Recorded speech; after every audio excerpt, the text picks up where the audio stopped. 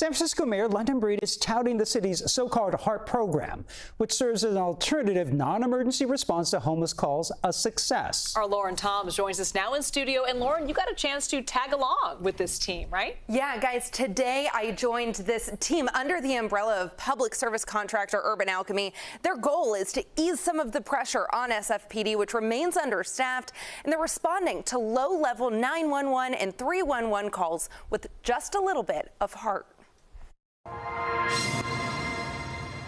Kenneth Franklin has been given a second chance at life, and he's using it to give others a second chance too. Repaying my debt back to society in a sense, right?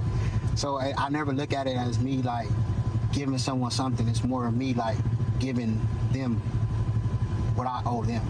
That debt comes from serving time behind bars, facing 59 days, 8 months, and 4 days for gang-related activity. He was released after 16 years.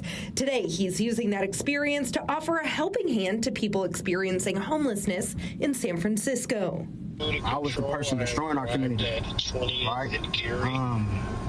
And now I have an opportunity to build up our community. And that's what I came out here to do. That's my mission, to build up the community. And he's doing that by giving people a little bit of heart. As part of the Homeless Engagement Assistance Response Team, they're an alternative to police that has proved its worth in its very first year by responding to thousands of non-emergent calls that can take police days or even weeks to get to. It helps the police department to focus on things more intense. We get more of those because normally 9 times out of 10 it's someone that's homeless, right? And we have that factor where we are more relatable. It's more of a calmer situation when we do approach. Today, he uses that experience to offer a helping hand to people experiencing homelessness. He responds to a trespassing call in Soma made by a resident who called the non-emergency police line. But instead of an armed officer, Kenneth responds with his partner Rachel, armed with only Narcan, snacks, and compassion. And Director of Emergency Management Mary Ellen Carroll says it's one of the most successful response teams in the city, having responded to over 14,000 calls in the last year.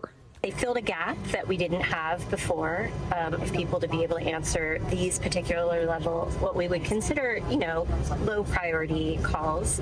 She's heard criticism over city spending on the handful of pricey response programs that, according to a 2023 city audit, don't always fulfill their promised metrics, but says each cater to a specific need for people who continue to face homelessness, substance abuse, and mental illness. But for Kenneth, it's a cycle that's proving its effectiveness, that a little heart goes a long way. Understanding and fixing myself, I start understanding my value. I start understanding my worth, right? And because I understand my worth, now I can project that onto others, right? That love that I have for myself, I can show you that I love myself, so I can show you that I love you, right? And you should love me, right? And this is why I do the work that I do.